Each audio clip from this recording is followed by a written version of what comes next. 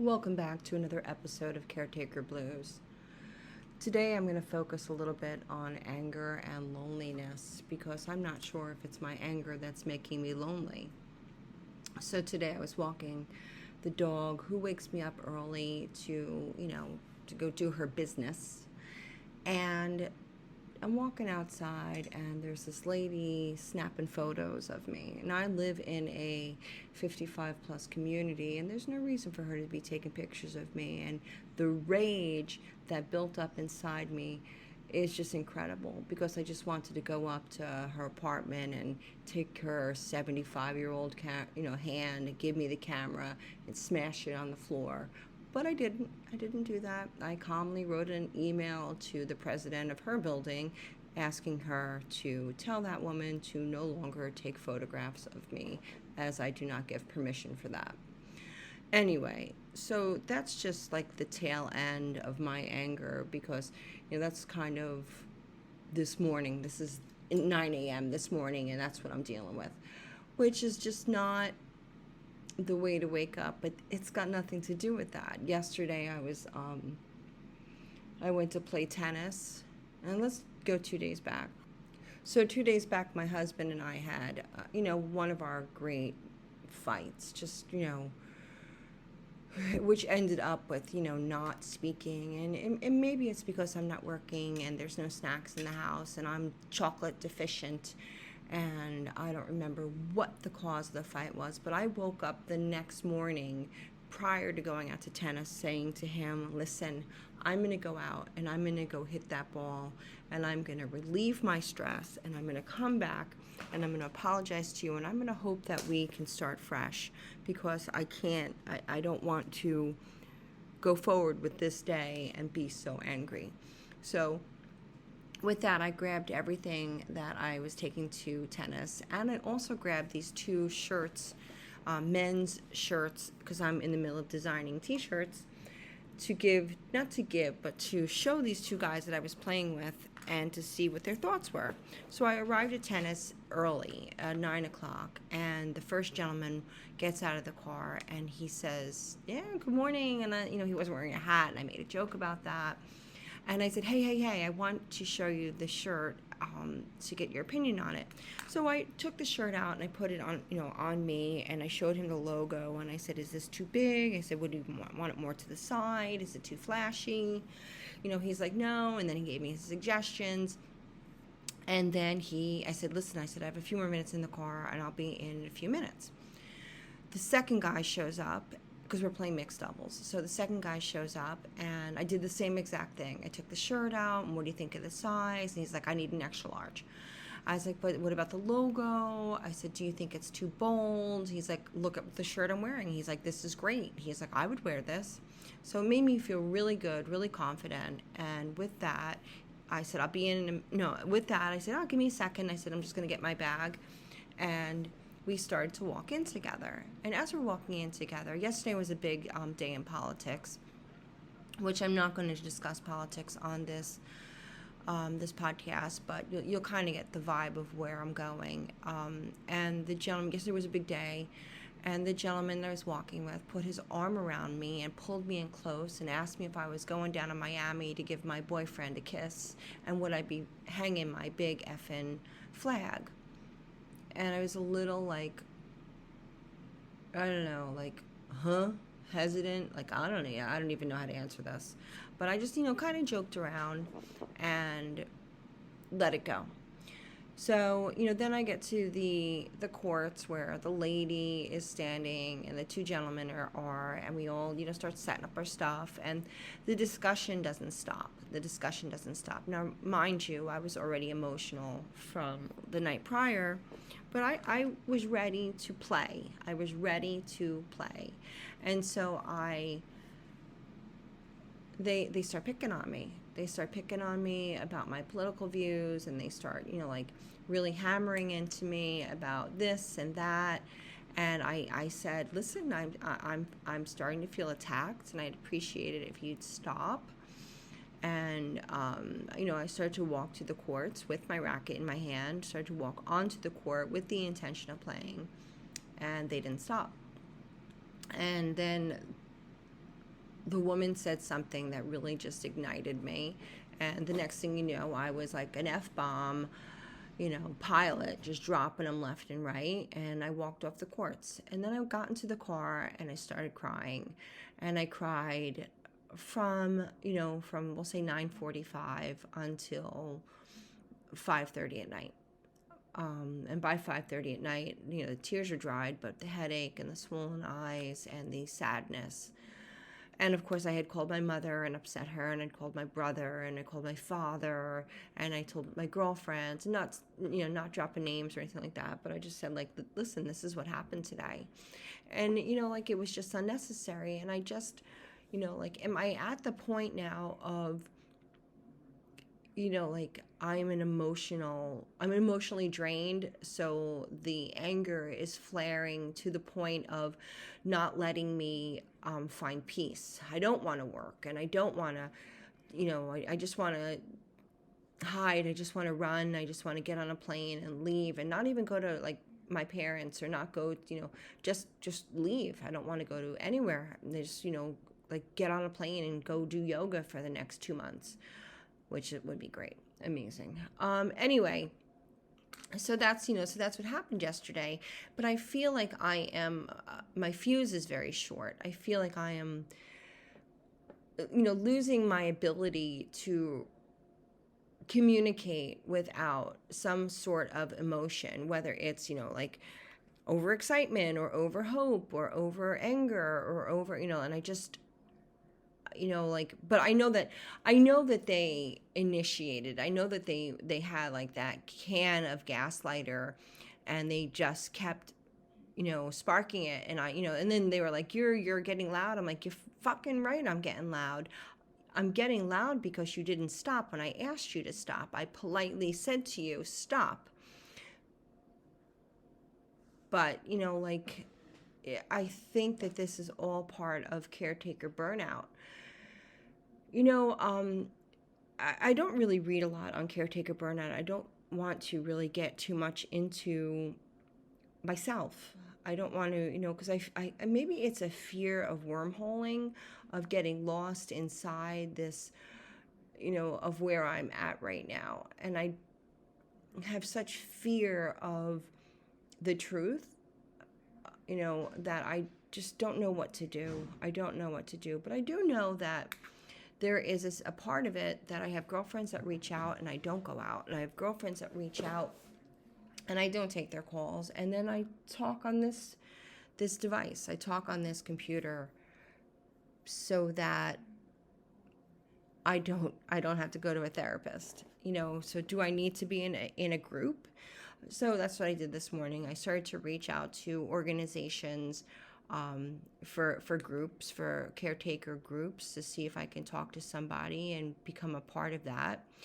It was kind of interesting. So just going to do a little side note. So I was on the Parkinson's website, the APDA organization group, and a picture came up of a doctor that we had seen, and I had really taken to her.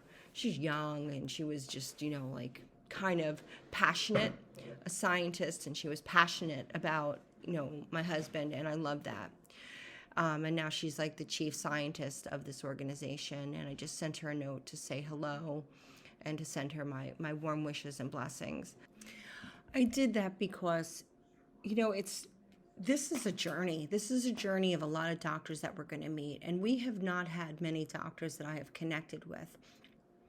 We had an amazing doctor out in California. He was a doctor at Cedars-Sinai, and he was just, he was everything that I wanted in a doctor. He was passionate, and he was understanding, and he was just calm, and I just loved him. Then we had a great doctor in New Jersey.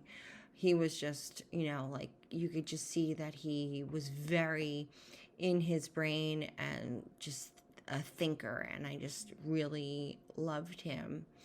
We had one doctor in New York that was great, and it was this lady that I just happened upon and sent her a note. She was great. She was another one that really just connected with. And then there's nothing. I mean, we moved to Florida and we have had the worst health care with people not returning phone calls and people, his GP not executing referrals and, just absolute discontent with the medical system in Florida. So, what I did yesterday, to try to channel a lot of that energy was I sat in front of the computer. My brother-in-law had sent me a bunch of like Parkinson's volunteer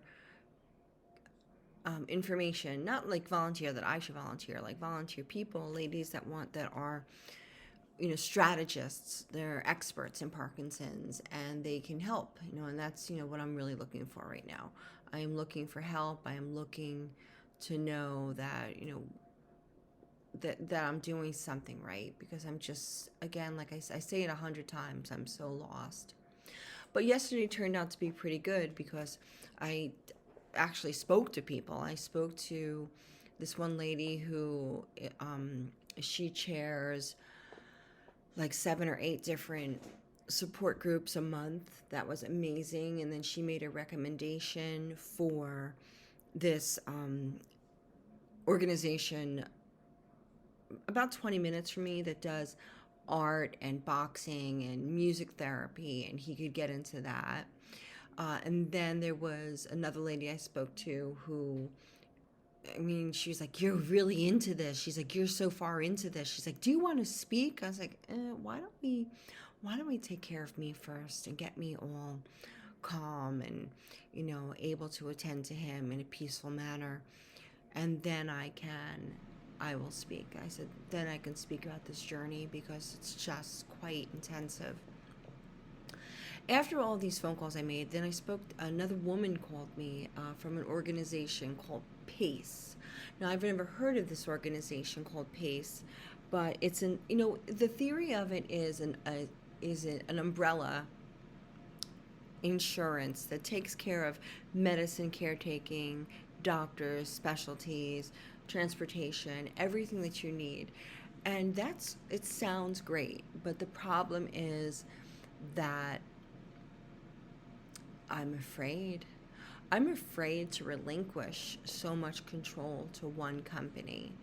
But on the other hand, I'm not afraid because the the care that I'm getting is so bad. So it's like, well, you're afraid to relinquish control, and maybe that's part of what's like making me so uneasy, because I constantly tell him I have so much guilt. I have so much guilt that I cannot get you to where you want to be, that we don't have the money to go to New York, or we don't have the money to go to LA, because it's like this, it's like this gigantic circle, the circle of like, go to New York, go to LA. Well, then you got to work, and then you have money, but the money goes into caretaking the apartment. And it's like, I'm not making, enough money, or I'm not working enough. But how do I do that when I am, caring for him? I'm just caring for him. It's like, if I work 4 days a week or 5 days a week, the 2 days off are just dedicated to errands and cleaning and laundry, even though I have the most amazing caretaker. So back to PACE, I'm going to talk to them more about, I filled out the application, and the woman that I spoke to was very, very peaceful and very, very wanted to be a part of the journey and help me. So I spoke to 3 people yesterday that calmed me down. It calmed me down to the point of, hey, you're not alone. Stay away from people that are toxic. Help your husband. Continue your sports. Call another person to play tennis with, and just do you. Just do you, and be at peace, and have your hope and your dreams, and manifest the best things possible. And I think, my brother-in-law had sent forward those phone numbers a while back, not so many weeks, maybe like 2-3 weeks ago. And I think I was so fueled. My anger had fueled me so significantly that I made those phone calls. And now, like, maybe my husband will have a little bit more to do, as opposed to, because he's, as opposed to sitting in his room, because he's really complaining about sitting in his room, and I understand that. I mean, he's not relegated to his room. He has, he can go anywhere. He can go to the gym, pool, but at least it's not as creative as what he needs. My creative soul. Last night, just the last thing. So last night, my husband and I were sitting eating dinner, a very good dinner, which we had some like roasted tomatoes, roasted onions. No, I'm sorry, roasted tomatoes, roasted garlic, roasted squash, over a bed of rice with a bowl of broccoli soup, and all of it I had made fresh. So that was very nice. Anyway, so we're sitting there and we're eating dinner, and he said to me, "Could you play a song on? Could you play a song?" And I said, "Sure." And the song that he chose last night was "Dance Me to the End of Love" by Leonard Cohen. And, a lot of people always wonder why I love him the way that I love him. And it's because he fills this part of my psyche or my soul that was never filled before. It's the creative part. It's the magical suggestions of Henry Miller and Nietzsche and all these things that that are very much a part of our lives, that kind of if you don't like philosophy, or if you're not into deep thought, then my husband's definitely not for you. But if you're able to grab onto part of his wing and go through the journey of his mind, you will understand why I love him. And I constantly tell him, I said, "You're the most forgiving man I'll ever meet, because for all that I for all that I yell, and we now have a boxing bag in the house so that I can take some anger out on that, and so for all that I'm going through to make this as successful as possible, to make him as comfortable and as alive as possible. I'm not perfect, and I am very emotional, and I'm angry, and I'm lonely, and I'm grateful, and I love him. So if if there wasn't some kind of copyright infringement on me putting on that song, Leonard Cohen, "Dance With Me to the End of Love," I would close this episode with that piece. And if you have time, definitely listen to it, because he, it's just, I don't know, just listen to it and see where I'm coming from. And maybe that song will help you to understand just a little bit more. The last thing I want to say is that if this sounds like it was created in two parts, it was. Yesterday, I started, and then I had to stop because there was a lot going on in the apartment. And then I started making the phone calls, and I just lost track. So this morning when I woke up, my husband is sleeping and the dog is sleeping on the rug over there, and I got my cup of coffee and I said, "Let me finish this episode," which is now 20 minutes. So I hope you appreciate the 2 in 1. And that's it. Thank you so much. Bye.